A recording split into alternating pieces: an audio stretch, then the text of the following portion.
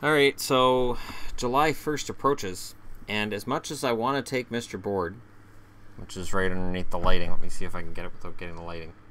See, there's the free agents. I haven't taken Condon off the board yet. A lot of names that would have been a lot bigger if it was 5 years ago and they were free agents, but needless to say, it's a list, and I'm going to get into that list on the 30th, because if I get into it before then, guys are going to get re-signed by the teams they're currently with. Goaltending.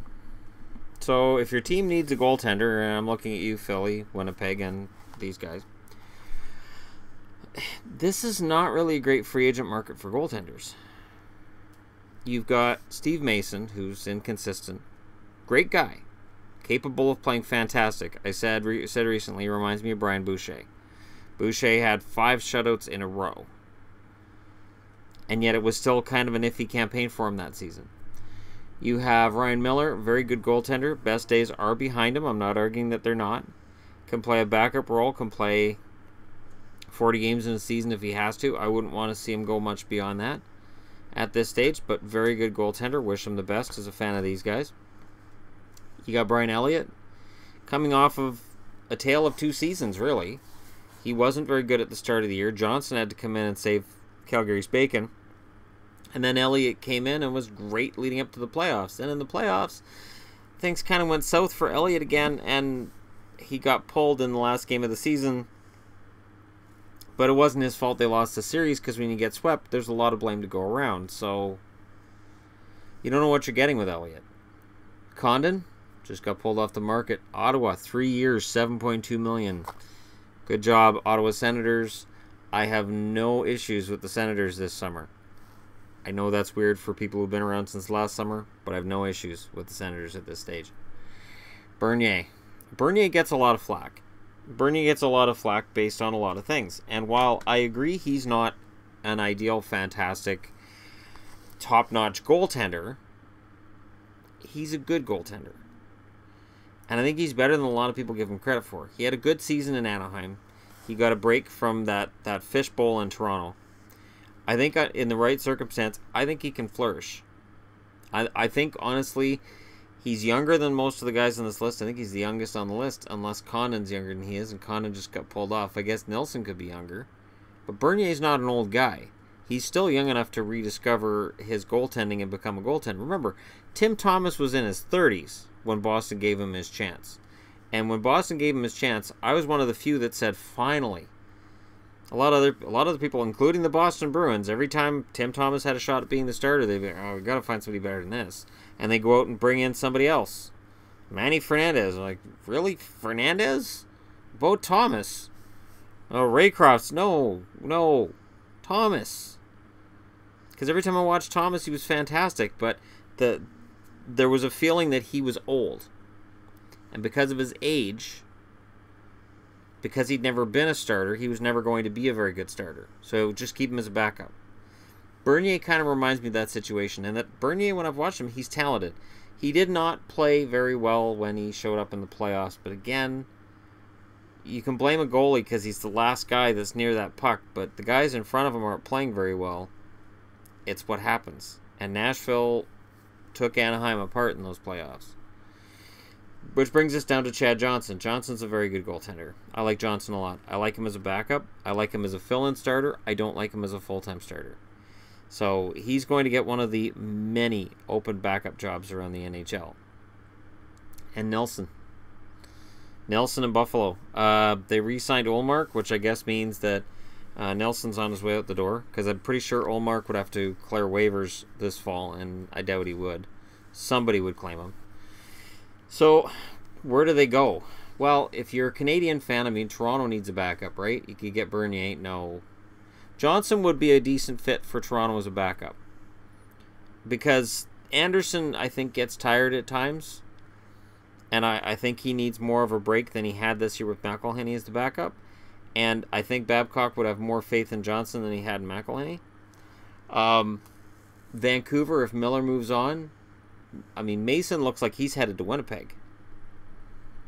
All reports are Mason's likely headed to Winnipeg. So the Canucks could look at... I don't think Bernier comes to Vancouver.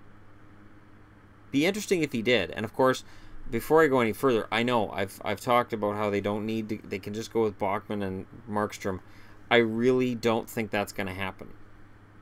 The problem is, when I look at this list and go, well, you could pick this, this, or this, teams have been able to contact players for the last 3 days. Jim Benning has been negotiating exclusively, in terms of goaltending, with Ryan Miller, with the idea of bringing him back. And rumors are that it's a $4 million contract he's offering him, but for 1 year. And Miller may take less money to go to Anaheim and be near his wife, actress in Hollywood, and why not?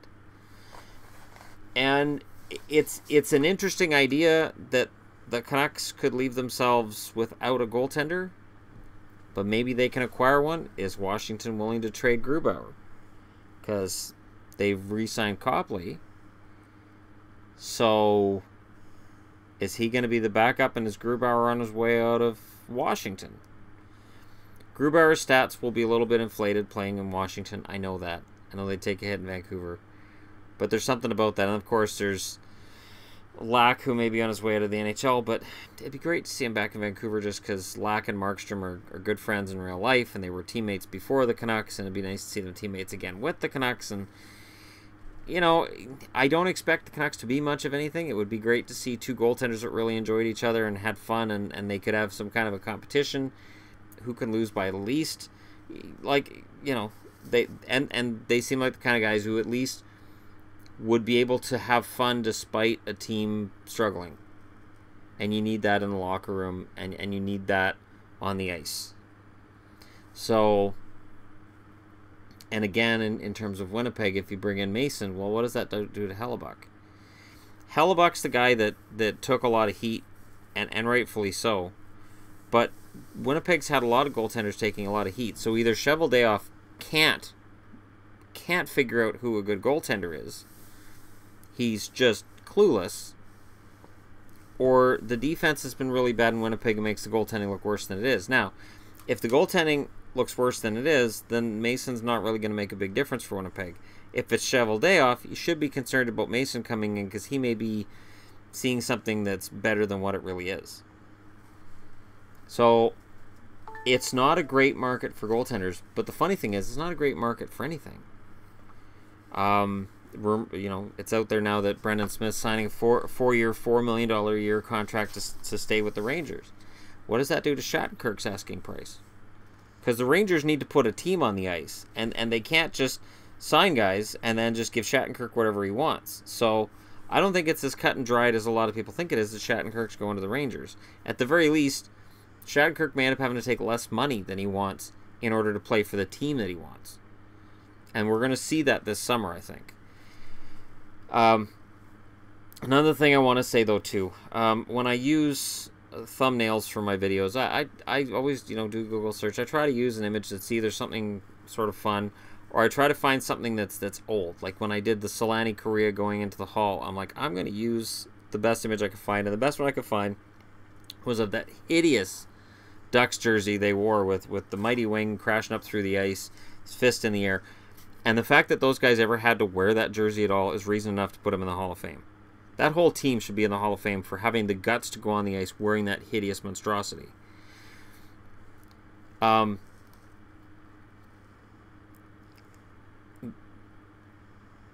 They're tricky, though.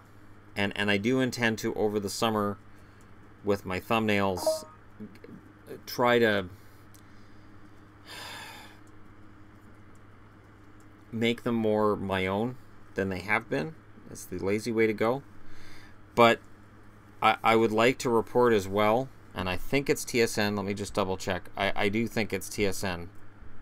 It's just, to me, it's a miscalculation. They say UFAs that could be in line for a pay cut. After abysmal seasons, 7 unrestricted free agents could be in line for a significant pay cut. And it's Ryan Miller's picture they use. I don't understand that. Was Miller great? No. But the defense he was behind was just utter crap. The Canucks were just garbage the second half of the season.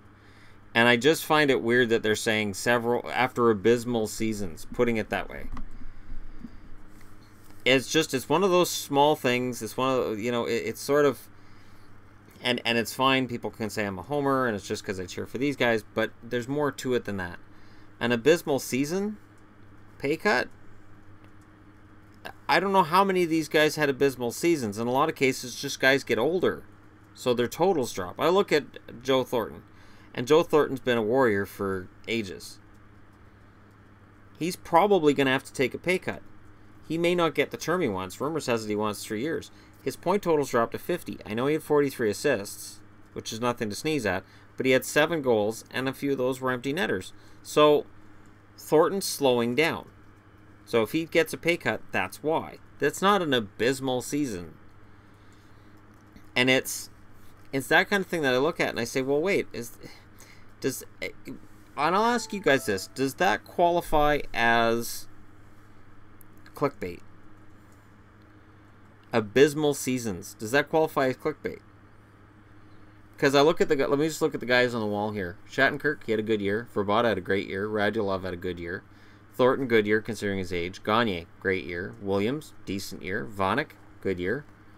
Marleau, 26 goals. He had a good year. Yager, 46 points, good year. Fisher, good year. He's just going to stay in Nashville or retire.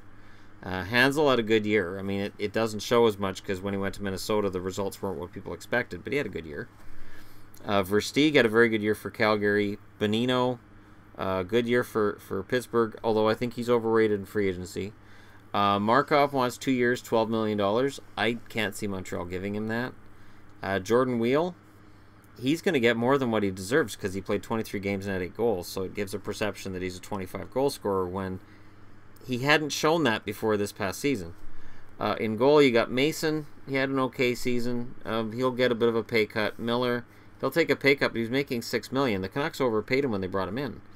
Elliott, probably take a pay cut. Condon got a raise. Bernier, he wasn't making it. Well, yeah, he gets a pay cut, I guess. Johnson had a good season, and Nilsson had a good season. So it's just, to me, it's the wording. Abysmal seasons. Terrible, abysmal seasons. Yakupov had an abysmal season. That's about it. If your lifeline is Brendan Gaunt scoring goals, you had an abysmal season because Gaunt didn't score any. But yeah, it's one of those things that bugs me. So let me know what you guys think in the comments section below. Thank you so much for watching. Hit like and subscribe if you're browsing your way through, and I will talk to you guys again later.